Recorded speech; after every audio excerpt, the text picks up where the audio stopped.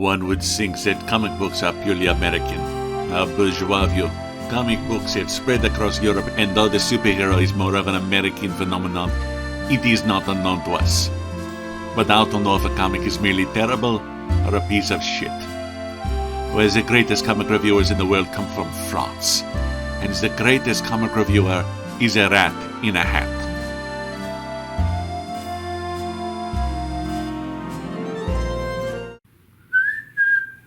Oh, God blimey, what's all this then?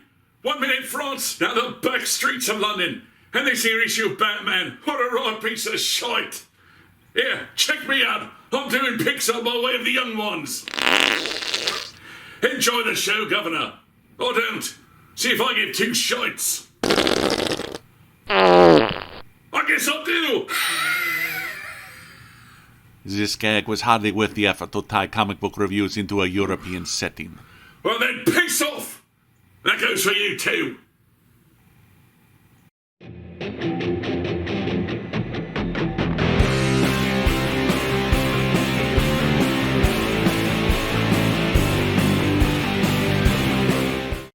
Look, all I'm saying is the movie is one of my favorite films. It's about the creative process, and we reduce it to a bunch of fart gags. Now, whoops. Hi, everyone, and welcome back to Comic Book Issues. I'm your host, Brian Heinz. And back from the dead, it's CBI Flashback, where I look at an older comic book story.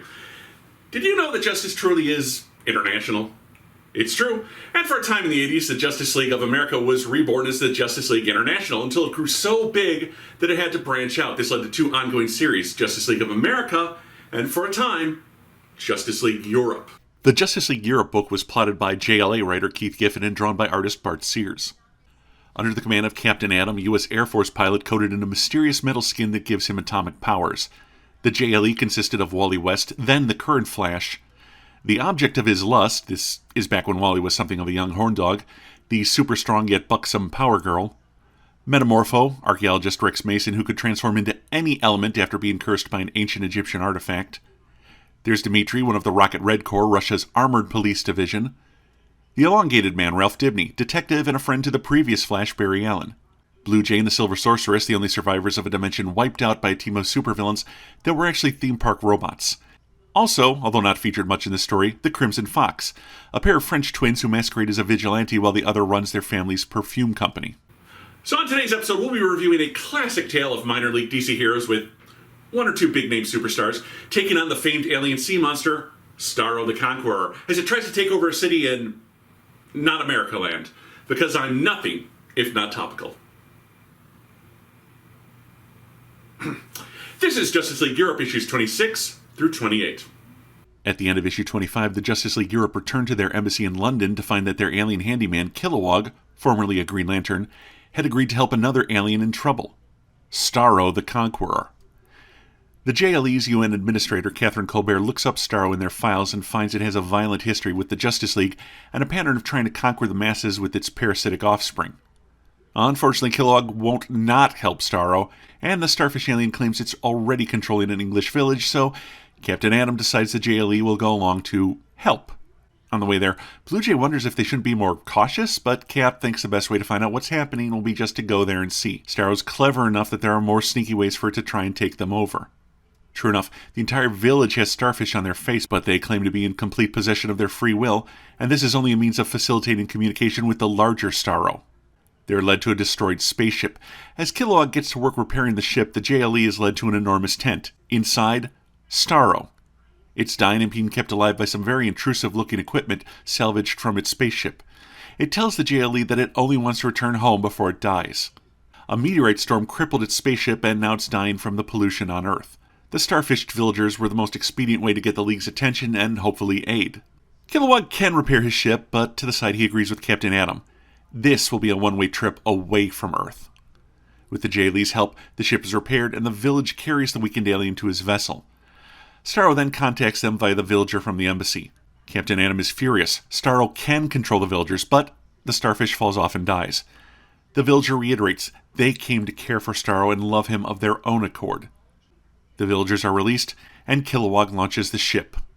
The League admits it looks like Starro was being truthful about just wanting to go home. And then the starship carrying it to space blows up, killing it instantly. Yeah, That's what you get when you combine the two worst things in the world. Aliens and extraterrestrials. I mean, if you're going to repair a spaceship, why do it in a small London village? You need good old American know-how. I've just finished repairing a spaceship, and it'll never blow up in low orbit. Oh, wow. Yeah. Yeah, it blew up on the launch pad. See? All that false hope and time wasted getting it up in the sky. Gone. Efficiency. Efficiency. That's the key. Sorry, E.T.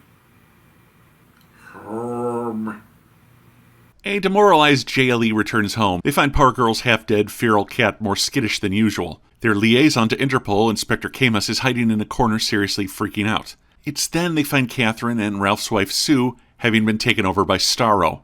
Rocket Red's wife and children are also possessed. They serve up a plate of starfish that quickly possess Power Girl, Flash, and the other members with exposed human faces. This leaves Rocket Red, Captain Atom, and Metamorpho as the only non-Starroed members. They're told that removing the starfish will kill the possessed. Its exploding ship was a way to destroy its huge unruly body and spread its mind across the legion of smaller starfish. They'll never find his central mind now, and Catherine leaves to possess Camus while the Justice League Starro takes on this trio of heroes.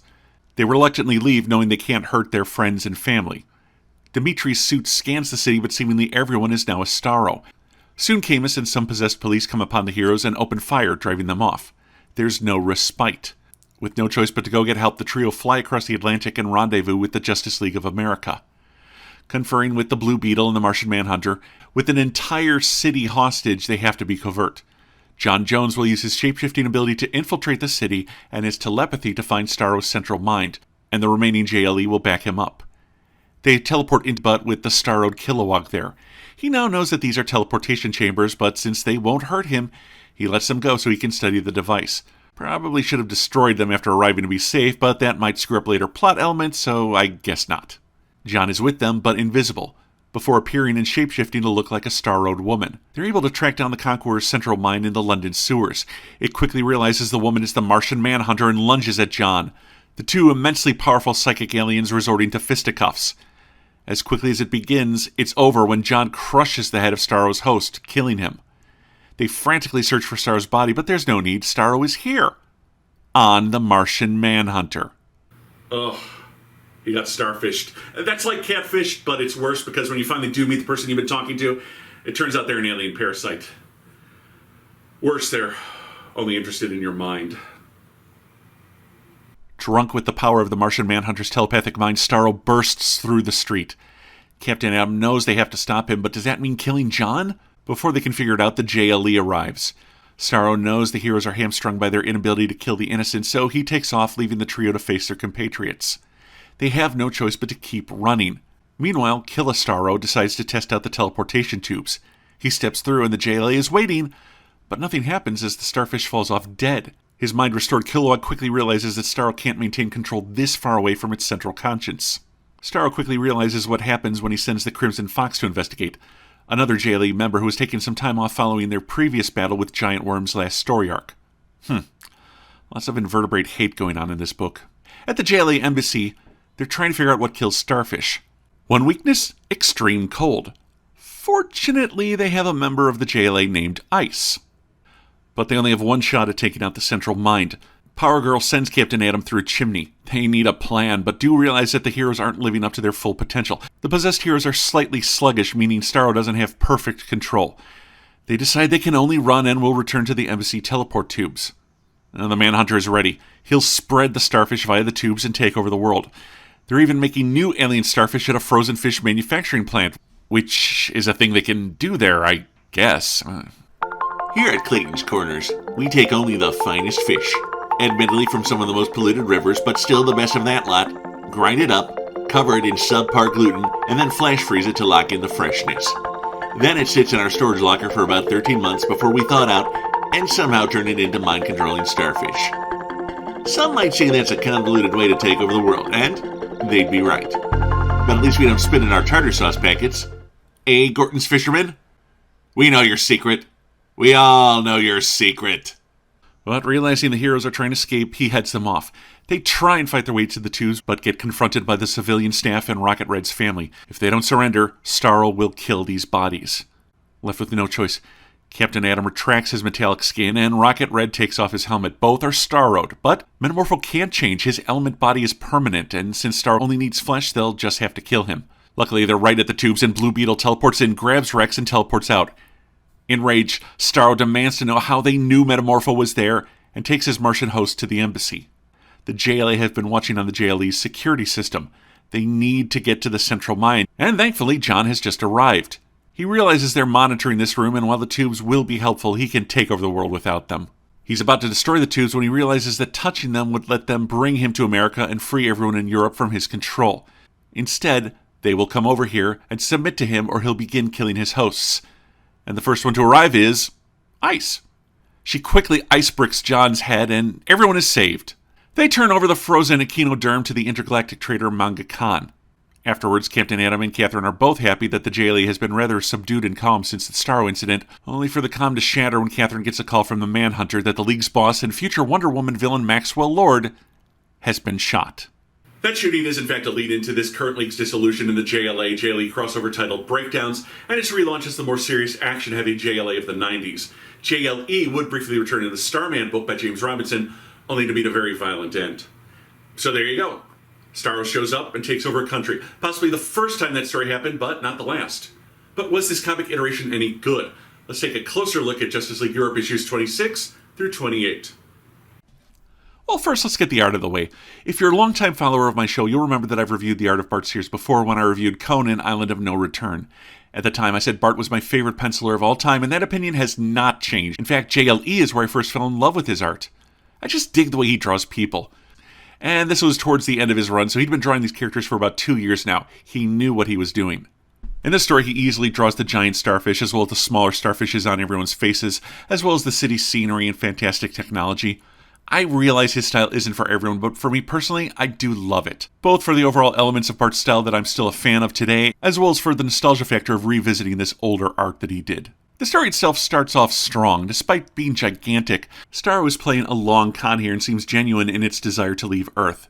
Its surprising death and the explosion spreading the Starro swarm on London is a fun story beat and puts the JLE on the defensive almost immediately.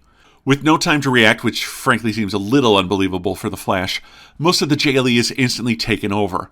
This avoids the story traps that you normally get in mind control stories where you have to come up with some reason as to why the hero is not under the mental telepathy power of the villain. By adding the stipulation of physical contact being necessary, you very quickly set up which heroes can and cannot get taken over. That's smart, that's clever. But what I wasn't a fan of was bringing in the JLA. It's almost like they were trying to add in one last-minute crossover before the series redefining crossover that was to follow. And I understand that no one on the JLE could match the Martian Manhunter for his physical and mental strength, which is what made him the best candidate for Starro's central host. Still, I'd rather the story made use of Captain Atom or even the Silver Sorceress in that role, someone with so much power becoming the new central host. By bringing in the JLA to save the day, it just kind of highlights that the JLE wasn't up to the task and shows how they were considered secondary or inferior to the JLA. The final issue is clearly the weakest, as everything wraps up with a lot of coincidence and sheer dumb luck. Since Earth starfish are vulnerable to cold, so must alien starfish be as well. Keep in mind, Starro here was using a spaceship. He didn't float through space like in a recent movie. The central host is just in the right place at the right time, and it's all wrapped up in a neat and tidy package. I mean, this story has some very fun ideas, and there's a ton of tension as the heroes are stuck being unable to fight back lest they hurt their loved ones. It's a no-win situation, but it just seems to wrap itself up with zero consequence. The ending is a bit of a letdown. Starro shows up, Starro blows up, Starro takes over, Starro gets got. I give Justice League Europe issues 26, 27, and 28 3 out of 5 stars. Knowing that it would be suicide to take on a squad of telepathic starfish, I leave it to the League of Avenging X-Titans. I don't know. Thank you for watching this video, everyone. Be sure to like this video and subscribe to my YouTube channel. Until next time, this is Comic Book Issues, and I'm your host, Brian Heinz.